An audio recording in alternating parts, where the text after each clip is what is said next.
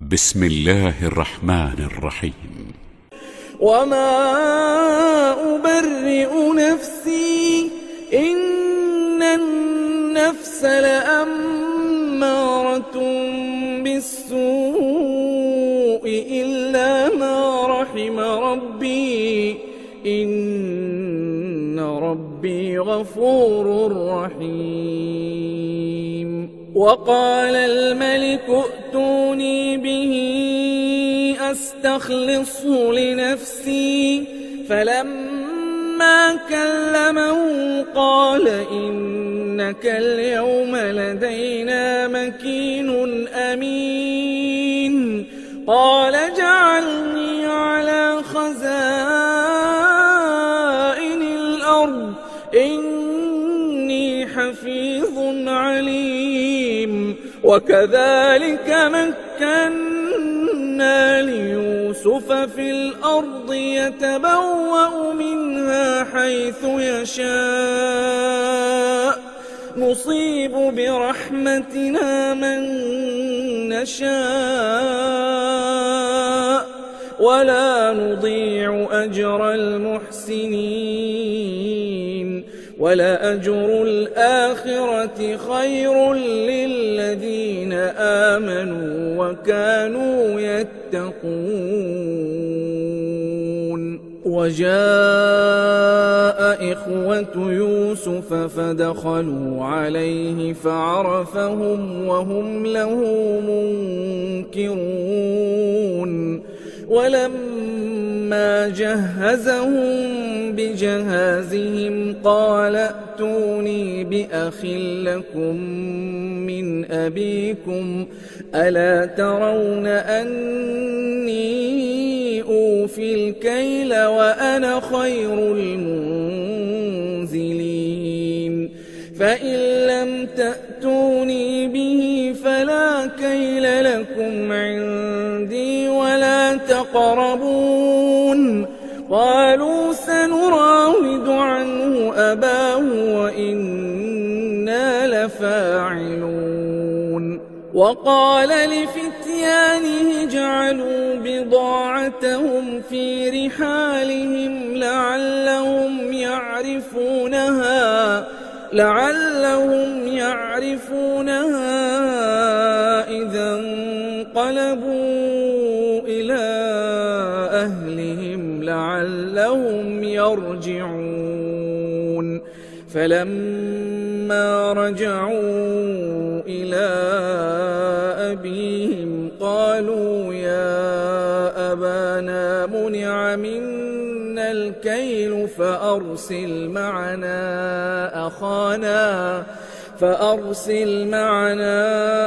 أخانا نكتل وإنا له لحافظون. قال هل آمنكم عليه إلا كما أمنتكم على أخيه من قبل فالله خير حافظا وهو أرحم الراحمين.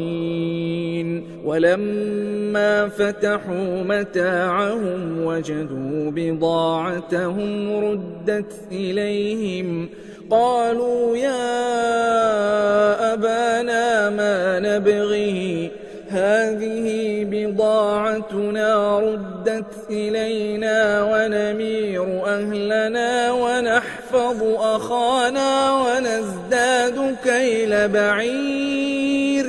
ذلك كيل يسير. قال لن أرسله معكم حتى تؤتون موثقا من الله لتأتونني به إلا أن يحاط بكم. فلما آتوه موثقهم قال الله على ما نقول وكيل. وقال يا بني لا تدخلوا من باب واحد وادخلوا من أبواب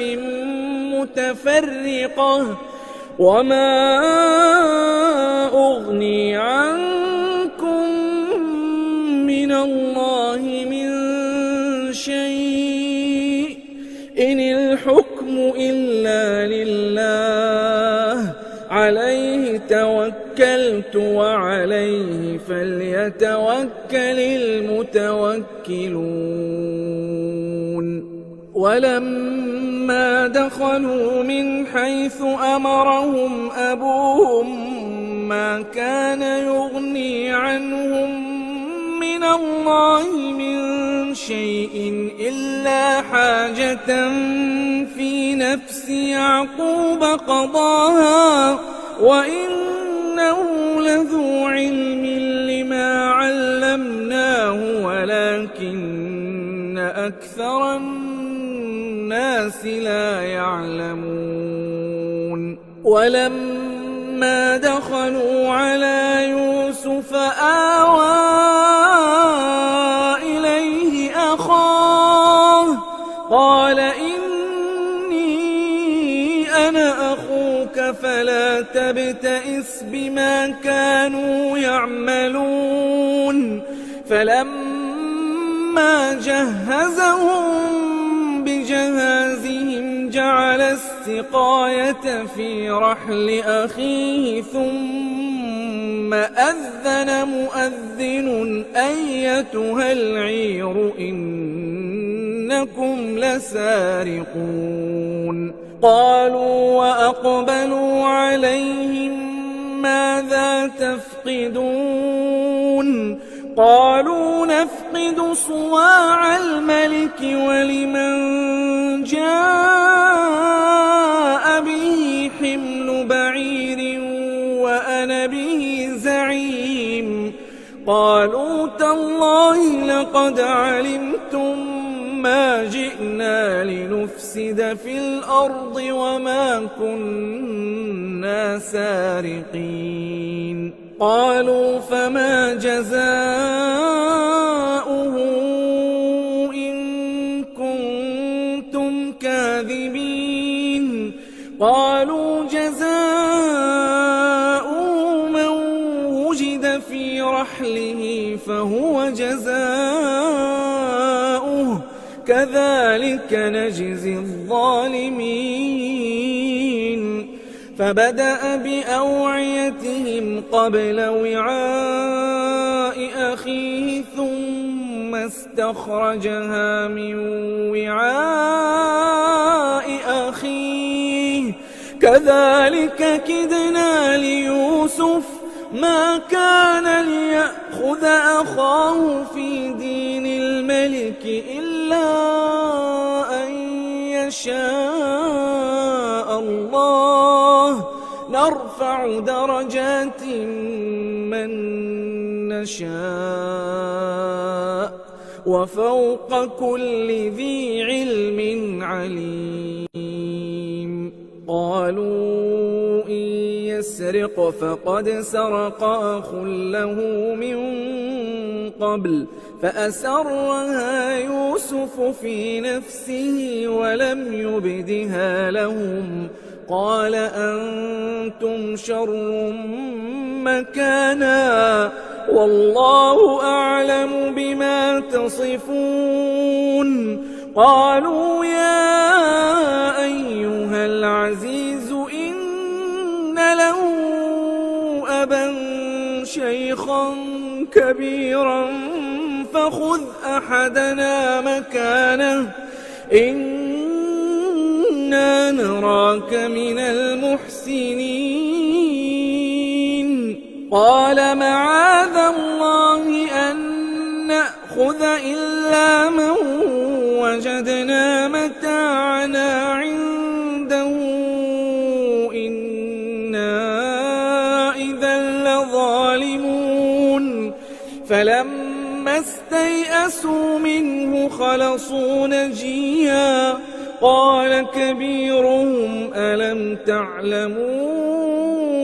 أن أباكم قد أخذ عليكم موثقا من الله ألم تعلموا أن أباكم قد أخذ عليكم موثقا من الله ومن قبل ما فرطتم في يوسف فلن أبرح الأرض حتى يأذن لي أبي أو يحكم الله لي وهو خير الحاكمين ارجعوا إلى أبيكم فقولوا يا أبانا إن ابنك سرق وما شهدنا إلا بما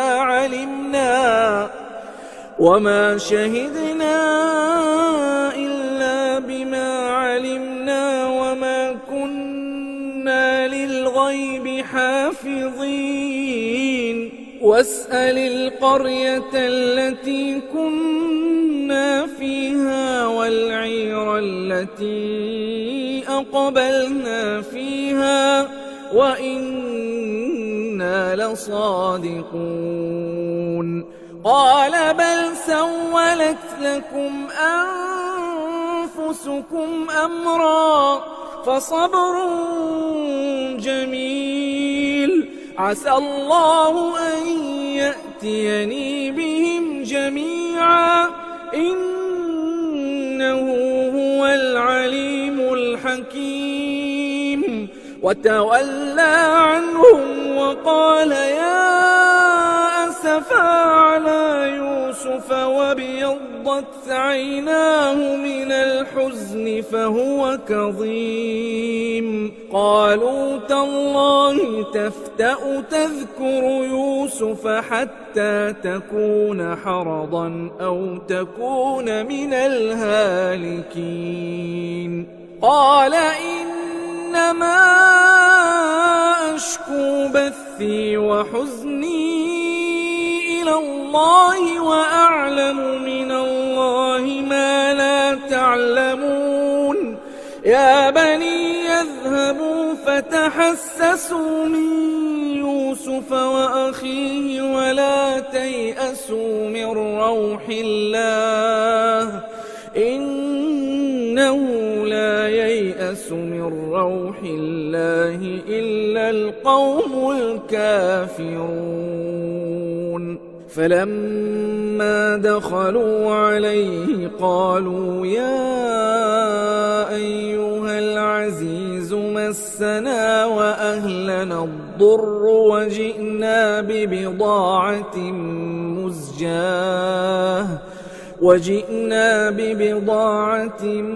مزجاة فأوف لنا الكيل وتصدق علينا إن الله يجزي المتصدقين قال هل علمتم ما فعلتم بيوسف وأخيه إذ أنتم جاهلون قالوا أئنك لأنت يوسف قال أنا يوسف وهذا أخي قد من الله علينا إنه من يتق ويصبر فإن الله لا يضيع أجر المحسنين قالوا تالله لقد آثرك الله علينا وإن كنا لخاطئين قال لا تثريب عليكم اليوم يغفر الله لكم وهو أرحم الراحمين اذهبوا بقميصي هذا فألقوه على وجه أبي يأت بصيرا وأتوني بأهلكم أجمعين ولما فصلت العير قال أبوهم إني لأجد ريح يوسف لولا أن مفندون قالوا تالله إنك لفي ضلالك القديم فلما أن جاء البشير ألقاه على وجهه فارتد بصيرا قال ألم أقل لكم إني أعلم من الله ما لا تعلمون قالوا يا أبانا استغفر لنا ذنوبنا إنا كنا خاطئين قال سوف أستغفر لكم ربي إنه هو الغفور الرحيم فلما دخلوا على يوسف آوى إليه أبويه وقال ادخلوا مصر إن شاء الله آمنين ورفع أبويه على العرش وخروا له سجدا وقال يا أبت هذا تأويل رؤياي من قبل قد جعلها ربي حقا وقد أحسن بي إذ أخرجني من السجن وجاء بكم من البدو من بعد أن نزغ الشيطان بيني وبين إخوتي إن ربي لطيف لما يشاء إنه هو العليم الحكيم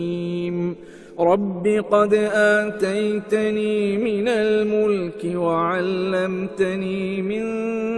تأويل الأحاديث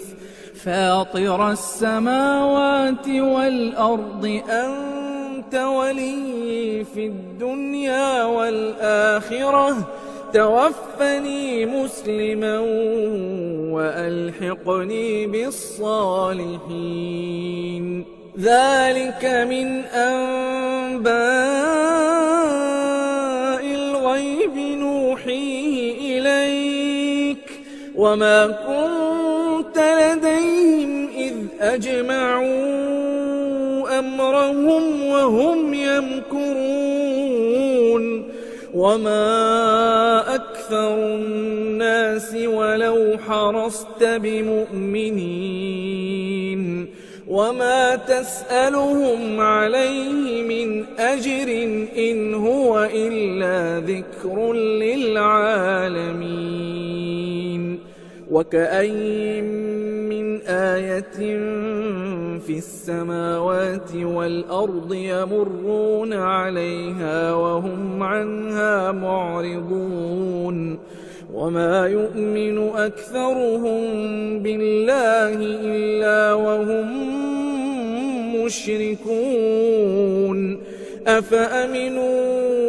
أن تأتيهم غاشية من عذاب الله أو تأتيهم الساعة بغتة وهم لا يشعرون قل هذه سبيلي أدعو إلى الله على بصيرة أنا ومن اتبعني وسبحان الله وما أنا من المشركين وما أرسلنا من قبلك إلا رجالا نوحي إليهم من أهل القرى أفلم يسيروا في الأرض فينظروا كيف كان عاقبة الذين من قبلهم ولدار الآخرة خير للذين اتقوا أفلا تعقلون حتى إذا استيأس الرسل وظنوا أنهم قد كذبوا جاءهم نصرنا فنجي من نشاء ولا يرد بأسنا عن القوم المجرمين لقد كان في قصصهم عبرة لأولي الألباب ما كان حديثا يفترى ولكن تصديق الذي بين يديه وتفصيل كل شيء وهدى ورحمة لقوم يؤمنون. بسم الله الرحمن الرحيم. ألف لام ميم را تلك آيات الكتاب والذي أنزل إليك من ربك الحق ولكن أكثر الناس لا يؤمنون. الله الذي رفع السماوات بغير عمد ترونها ثم استوى على العرش وسخر الشمس والقمر كل يجري لأجل مسمى يدبر الأمر يفصل الآيات لعلكم بلقاء ربكم توقنون. وهو الذي مد الأرض وجعل فيها رواسي وأنهارا ومن كل الثمرات جعل فيها زوجين اثنين يغشي الليل النهار إن في ذلك لآيات لقوم يتفكرون. وفي الأرض قطع متجاورات وجنات من أعناب وزرع ونخيل صنوان وغير صنوان يسقى بماء واحد ونفضل بعضها على بعض في الأكل إن في ذلك لآيات لقوم يعقلون. وإن تعجب فعجب قولهم أإذا كنا ترابا أإنا لفي خلق جديد أولئك الذين كفروا بربهم وأولئك الأغلال في أعناقهم وأولئك أصحاب النار هم فيها خالدون. ويستعجلونك بالسيئة قبل الحسنة وقد خلت من قبلهم المثلات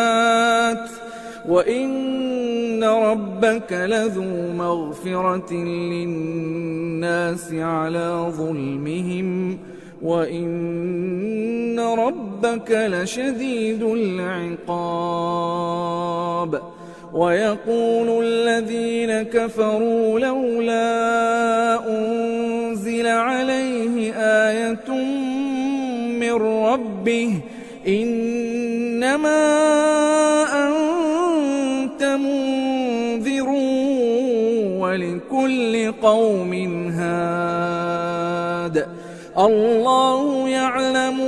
تحمل كل أنثى وما تغيض الأرحام وما تزداد وكل شيء عنده بمقدار. عالم الغيب والشهادة الكبير المتعال. سواء منكم من أسر القول ومن جهر به ومن هو مستخف بالليل وسارب بالنهار. له معقبات من بين يديه ومن خلفه يحفظونه من أمر الله. إن الله لا يغير ما بقوم حتى يغيروا ما بأنفسهم. وإذا أراد الله بقوم سوءا فلا مرد له وما لهم من دونه من وال. هو الذي يريكم البرق خوفا وطمعا وينشئ السحاب الثقال ويسبح الرعد بحمده والملائكة من خيفته ويرسل الصواعق فيصيب بها من يشاء وهم يجادلون في الله وهو شديد المحال. له دعوة الحق والذين يدعون من دونه لا يستجيبون لهم بشيء إلا كباسط كفيه إلى الماء ليبلغ فاه وما هو ببالغه وما دعاء الكافرين إلا في ضلال. ولله يسجد من في السماوات والأرض طوعا وكرها وظلالهم بالغدو والآصال.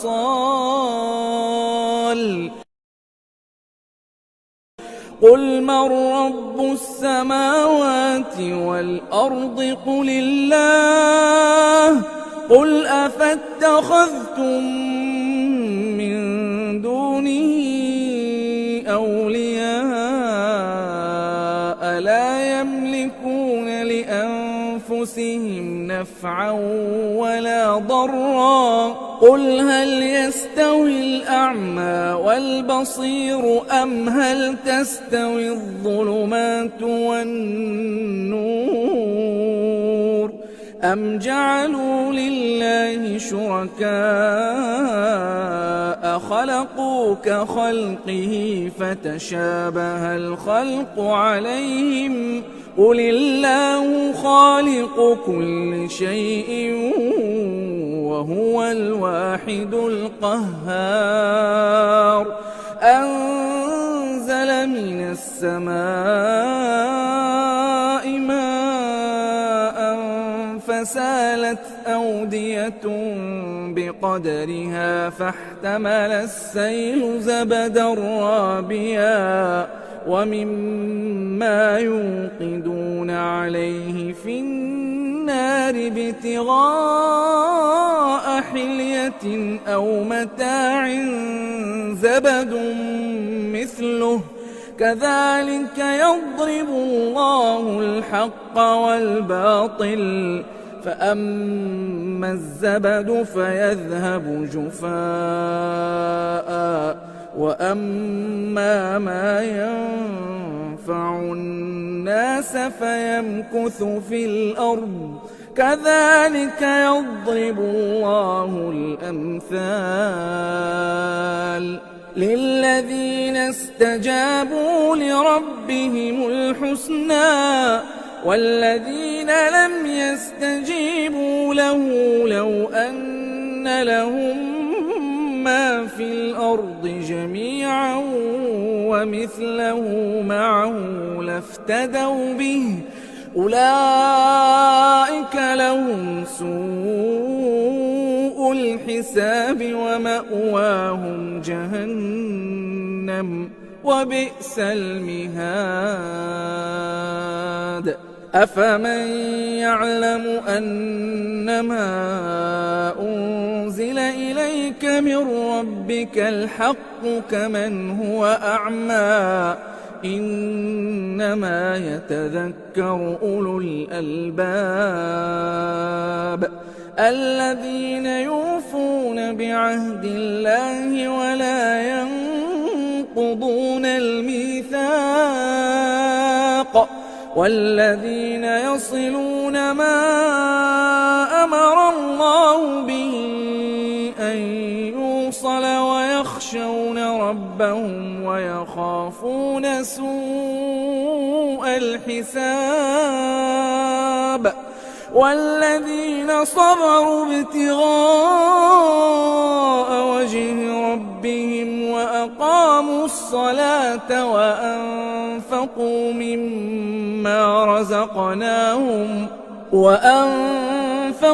مما رزقناهم سرا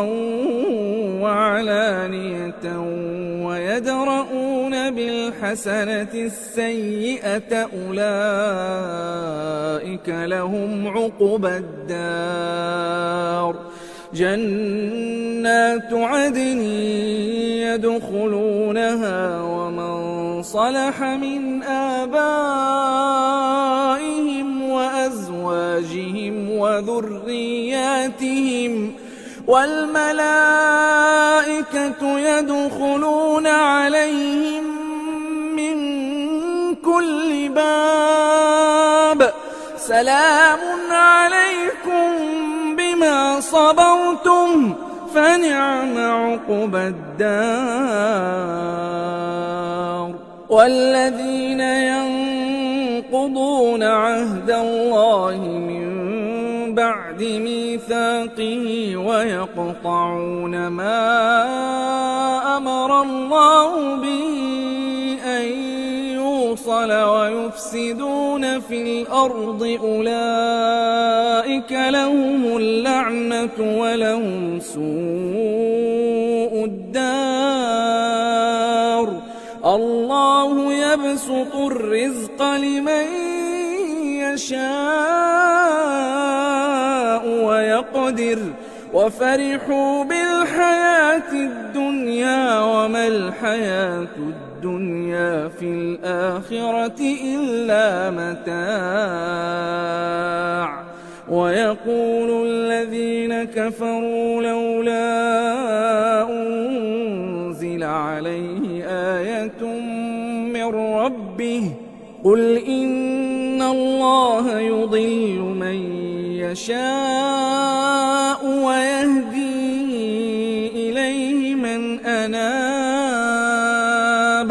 الذين آمنوا وتطمئن قلوبهم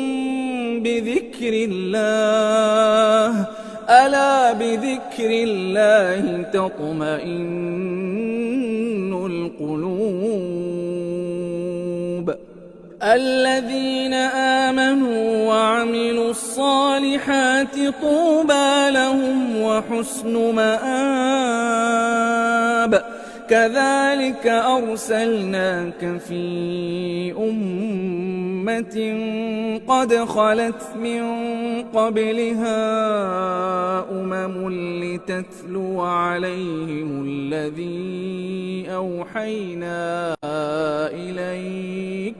لتتلو عليهم الذي أوحينا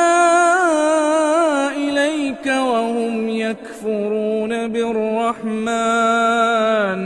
قل هو ربي لا إله إلا هو عليه توكلت توكلت وإليه متاب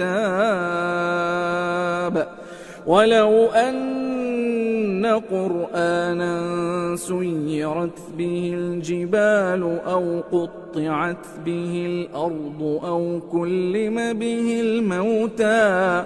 بل لله الأمر جميعا أفلم ييأس الذين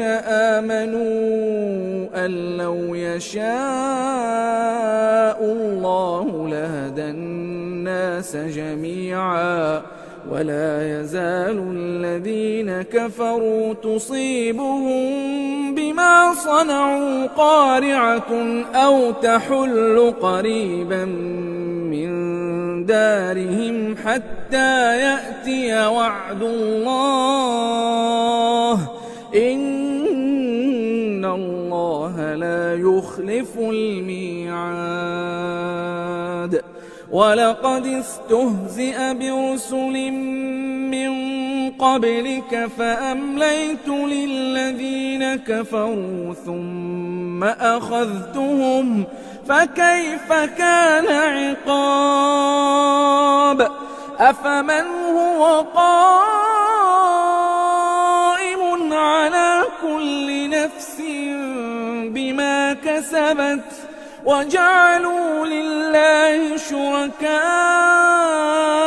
قل سموهم أم تنبئونه بما لا يعلم في الأرض أم بظاهر من القول بل زين للذين كفروا مكرهم وصدوا عن السبيل ومن يضلل الله فما له من هاد لهم عذاب في الحياة الدنيا ولعذاب الآخرة أشق وما لهم من الله من واق مثل الجنة التي وعد المتقون تجري من تحتها الأنهار أكلها دائم وظلها تلك عقبى الذين اتقوا وعقبى الكافرين النار والذين آتيناهم الكتاب يفرحون بما أنزل إليك ومن الأحزاب من ينكر بعضه قل إنما أمرت أن أعبد الله ولا أشرك به إليه أدعو وإليه مآب وكذلك أنزلناه حكما عربيا ولئن اتبعت أهواءهم بعدما جاءك من العلم ما لك من الله من ولي ولا واق ولقد أرسلنا رسلا من قبلك وجعلنا لهم أزواجا وذرية وما كان لرسول أن يأتي بآية إلا بإذن الله لكل أجل كتاب يمحو الله ما يشاء ويثبت وعنده أم الكتاب وإما نرينك بعض الذي نعدهم أو نتوفينك فإنما عليك البلاغ وعلينا الحساب أولم يروا أنا نأتي الأرض تنقصها من أطرافها والله يحكم لا معقب لحكمه وهو سريع الحساب وقد مكر الذين من قبلهم فلله المكر جميعا يعلم ما تكسب كل نفس وسيعلم الكفار لمن عقبى الدار ويقول الذين كفروا لست مرسلا قل كفى بالله شهيدا بيني وبينكم ومن عنده علم الكتاب. بسم الله الرحمن الرحيم. ألف لام را كتاب أنزلناه إليك لتخرج الناس من الظلمات إلى النور بإذن ربهم إلى صراط العزيز الحميد. الله الذي له ما في السماوات وما في الأرض وويل للكافرين من عذاب شديد. الذين يستحبون الحياة الدنيا على الآخرة ويصدون عن سبيل الله ويبغونها عوجا أولئك في ضلال بعيد. وما أرسلنا من رسول إلا بلسان قومه ليبين لهم فيضل الله من يشاء ويهدي من يشاء وهو العزيز الحكيم. ولقد أرسلنا موسى بآياتنا أن أخرج قومك من الظلمات إلى النور وذكرهم بأيام الله إن في ذلك لآيات لكل صبار شكور. وإذ قال موسى لقومه اذكروا نعمة الله عليكم إذ أنجاكم من آل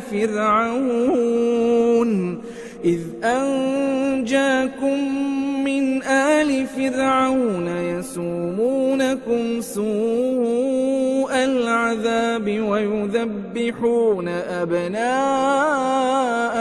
ويستحيون نساءكم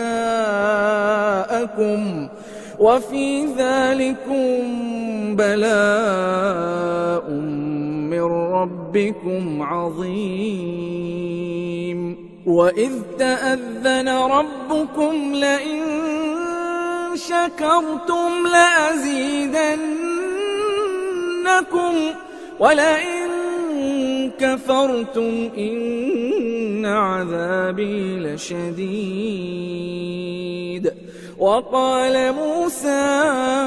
إن تكفروا أنتم ومن في الأرض جميعا فإن الله لغني حميد. ألم يأتكم نبأ الذين من قبلكم قوم نوح وعاد وثمود والذين من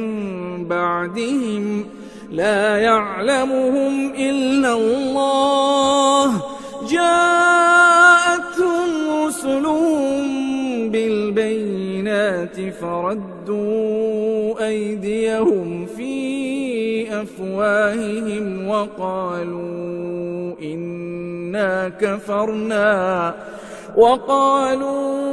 إنا كفرنا بما أرسلتم به وإنا لفي شك مما ما تدعوننا إليه مريب. قالت رسلهم أفي الله شك فاطر السماوات والأرض يدعوكم ليغفر لكم من ذنوبكم ويؤخركم إلى أجل مسمى. قالوا إن أنتم إلا بشر مثلنا تريدون أن تصدونا عما كان يعبد آباؤنا فأتونا بسلطان مبين. قالت لهم رسلهم إن نحن إلا بشر مثلكم ولكن الله يمن على من يشاء من عباده وما كان لنا أن نأتيكم بسلطان إلا بإذن الله وعلى الله فليتوكل المؤمنون. وما لنا ألا نتوكل على الله وقد هدانا سبلنا ولنصبرن على ما آذيتمونا وعلى الله فليتوكل المتوكلون. وقال الذين كفروا لرسلهم لنخرجنكم من أرضنا أو لتعودن في ملتنا فأوحى إليهم ربهم لنهلكن الظالمين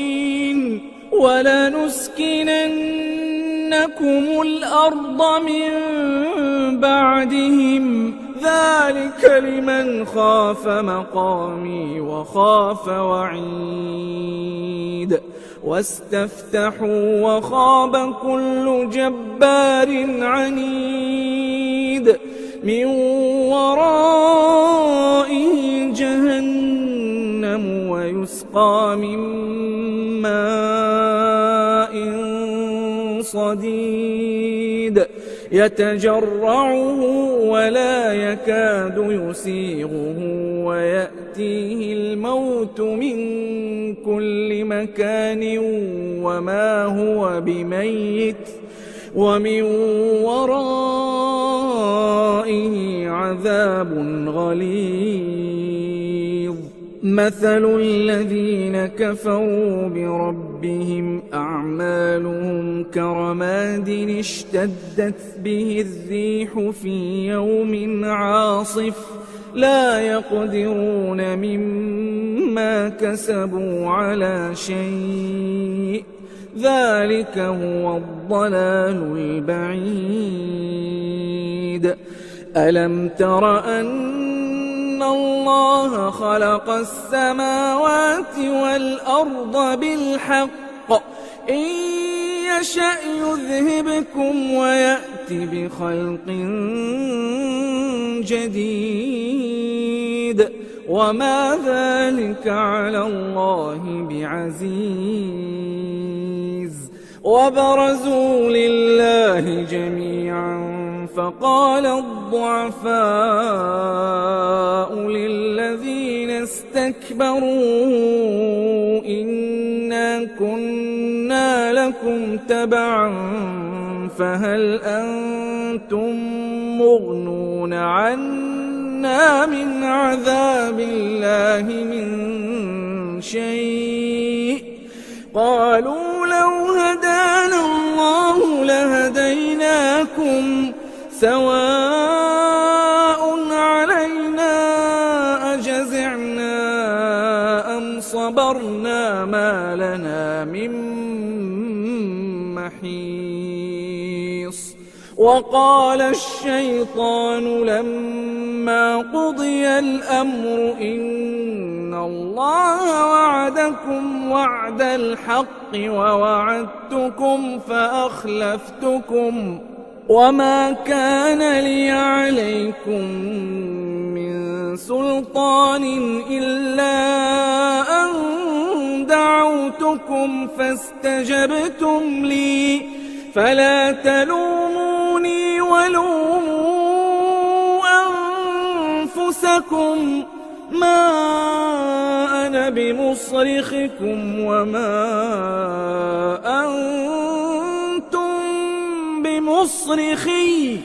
إني كفرت بما أشركتمون من قبل إن الظالمين لهم عذاب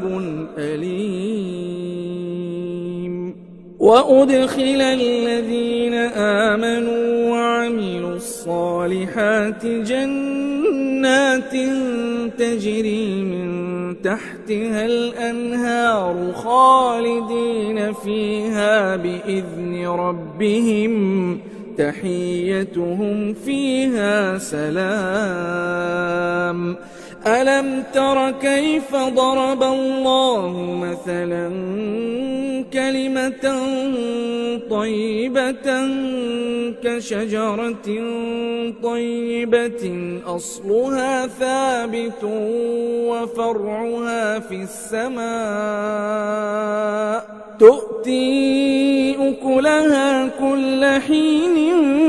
بإذن ربها ويضرب الله الأمثال للناس لعلهم يتذكرون ومثل كلمة خبيثة كشجرة خبيثة اجتثت من فوق الأرض ما لها من قرار يثبت الله الذين آمنوا بالقول الثابت في الحياة الدنيا وفي الآخرة ويضل الله الظالمين ويفعل الله ما يشاء ألم تر إلى الذين بدلوا نعمة الله كفرا وأحلوا قومهم دار البوار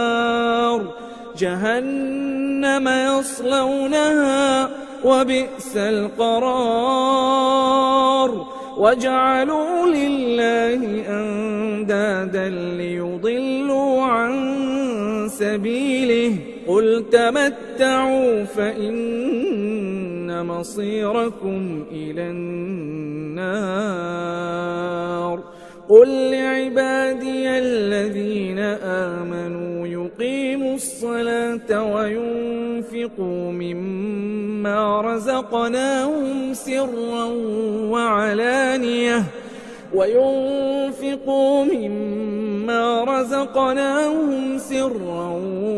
وعلانية من قبل أن يأتي يوم لا بيع فيه ولا خلال الله الذي خلق السماوات والأرض وأنزل من السماء ماء فأخرج به من الثمرات رزقا لكم وسخر لكم الفلك لتجري في البحر بأمره وسخر لكم الأنهار وسخر لكم الشمس والقمر دائبين وسخر لكم الليل والنهار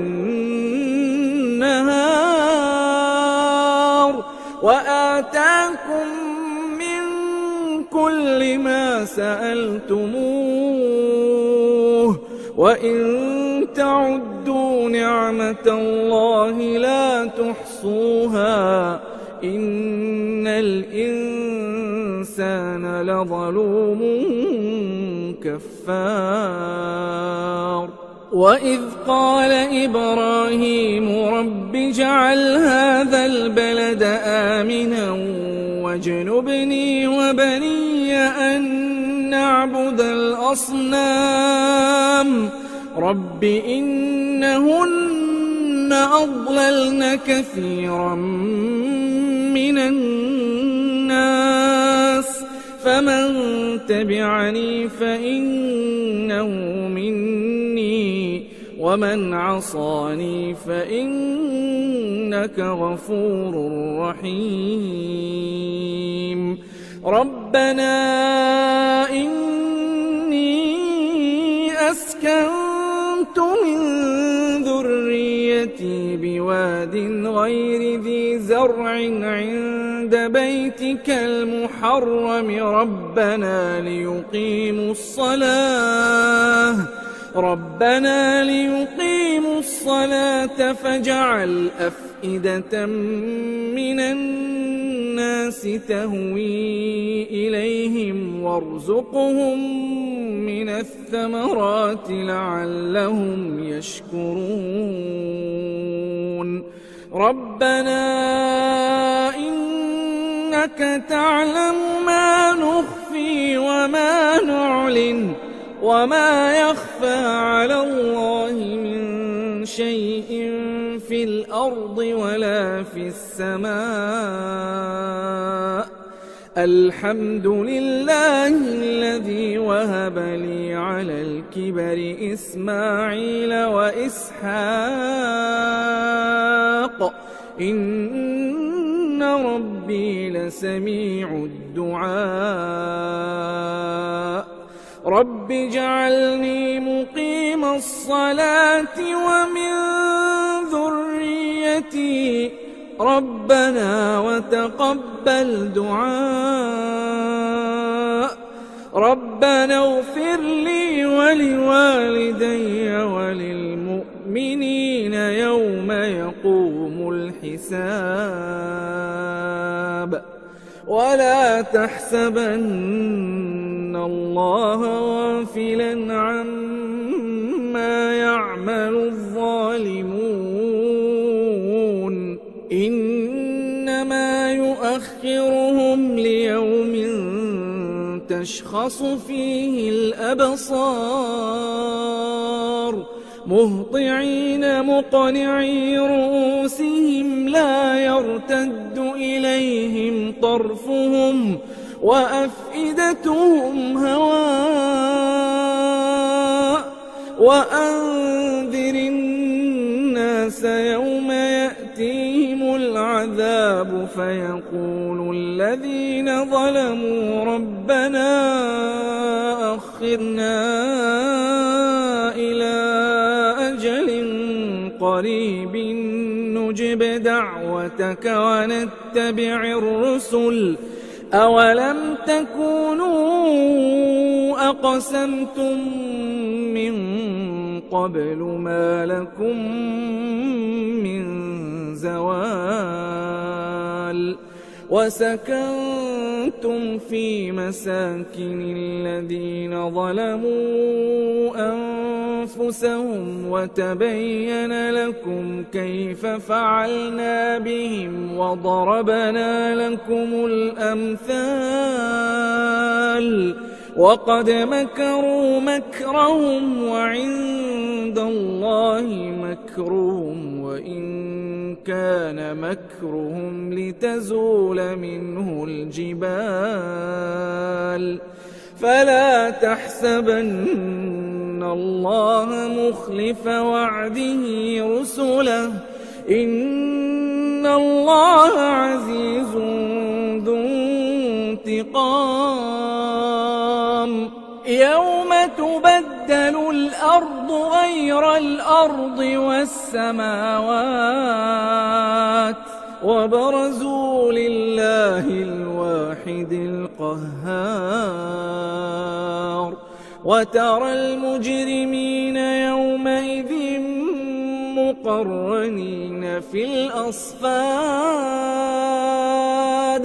سرابيلهم من قطران وتغشى وجوههم النار ليجزي الله كل نفس ما كسبت إن الله سريع الحساب. هذا بلاغ للناس ولينذروا به وليعلموا أنما هو إله واحد وليذكر أولو الألباب.